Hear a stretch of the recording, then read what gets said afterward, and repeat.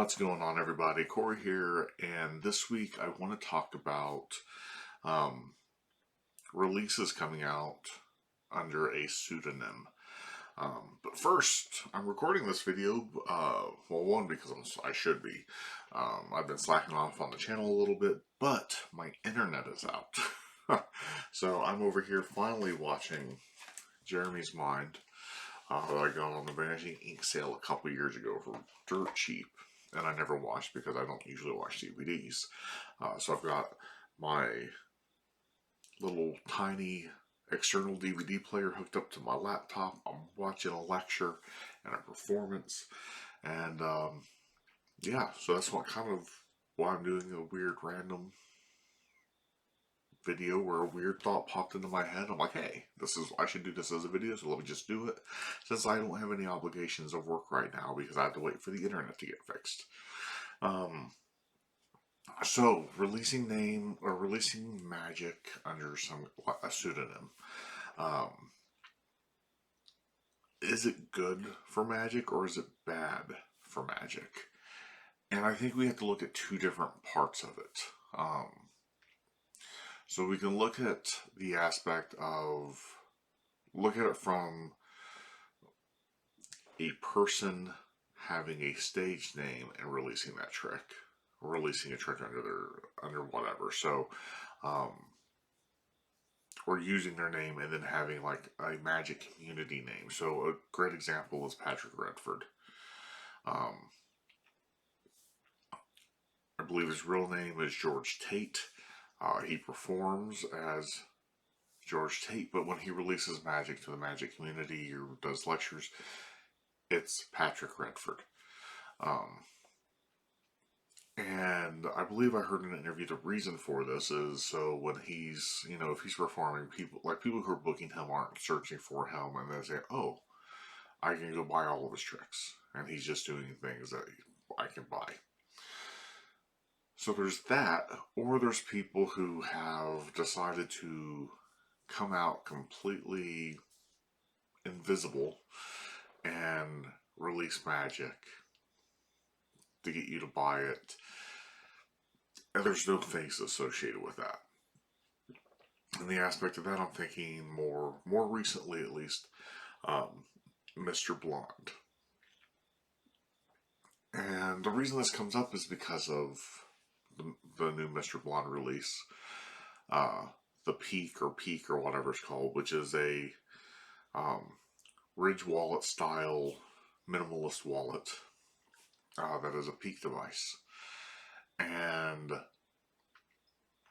just the craziness that has come around this one device. And then the original, in the release, it's talking about him and apparently this group that's going to be releasing, how you know who they are. You've probably seen them perform. You've probably bought stuff from them in the past. Blah, blah, blah, blah, blah. And then they're putting this stuff out. The problem is there's no way to know who you're buying from. And in the case of the Peak, most people have nothing good to say about it. And you can't, it almost feels like they've created it as like, hey, let's put out, and I can't speak for for all the future releases or anything, or about the Peak itself, but the way it feels is like, hey, we put out some good stuff in the past, let's put out some ideas that aren't fully fleshed out, and some maybe not so great product like Rasanne's Mind, and just sell it because we can make some money. We've got this $100 Peak that's probably not going to get great reviews, but no one can trace it back to us. No one can trace it back to me. And that bothers me. It bothers me. It's like if one of my friends were to release something and say, hey, I'm going to put this out under this name here because I want to be anonymous. I was like, well, why are you doing it that way? I get why some people release things. There's a really popular trick that's out by a person that I know. I don't know them super well. I've met them at a convention. I used to talk to them on the Magic Cafe. They're friends with other friends that I know, but I'm well aware of the individual. And they release tricks under a different name. But they're also good tricks. They're very popular tricks, and I get what I kind of I get it. But when you're I don't know when you're releasing something and you're defending every aspect about it, but you're not, and you're making the proclamation that people know who you are, they've bought from you, they've seen you perform, they've purchased things from you in the past. It does make it seem like you're doing some underhanded stuff. So should we, as a community, as a Magic community, expect a little bit more transparency? Like, is it is there a certain level to releasing something under a pseudonym, uh, to where it's acceptable? And is there a point where it's like, okay, well, now this is no longer acceptable? Is it the Patrick Redford George Tate way, where he's very like, I am George Tate, I am Patrick Redford, that kind of thing? Is it releasing something and everything you've ever done is under the pseudonym, so that is your identity, to the Magic community, or and that's where the acceptableness is, or does it just a free for all, and if you put out some bad releases, you just keep putting out bad releases because you're under a pseudonym, or you just change your name because you want to, because people aren't buying your stuff.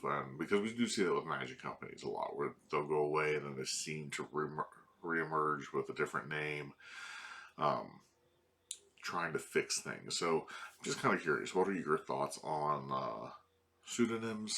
I've personally never had a huge issue with people releasing under a different name in the past, but the Mr. Blonde thing has really made me question that a little bit. On what part of it's acceptable and unacceptable. So I'd love to hear your thoughts. We have a conversation in the comments down below. And in a future video, I did pick up the new FPS wallet. This is the new Zeta wallet from Brent Braun. And I'm going to switch over to it soonish, I think. I've just got to figure out how I want to set it up. But am I going to have the same opinion that I did for the FPS wallet? If you remember, I think I have a video here on my YouTube. I was not a big fan of the FPS wallet. I rank it pretty low in terms of Magic wallets, and I've had some look at this, and I'm not holding out a whole lot of hope. I know people love the FPS wallet. I know people are going to probably love this. But my favorite of the FPS line is the coin wallet. But the FPS card wallet, I don't like. So, but I'm going to test drive this. I'm going to switch over and make it my everyday wallet. Because I don't think you can properly review or test a wallet without it being in your pocket every day. And I can already say it's not, as much as Brent likes to say it's a minimalist wallet, it is not a minimalist wallet. This is the same size of a back carry wallet. And that was my problem with the FPS wallet as well, saying that it's a minimalist wallet, but it's not. So we already know one strike against it, but I am going to give it a proper run, see how it feels, see how it works, see how useful it is. But that's it for this video. Again, let's have some conversation down below in the comments, and we'll catch you on the next go around.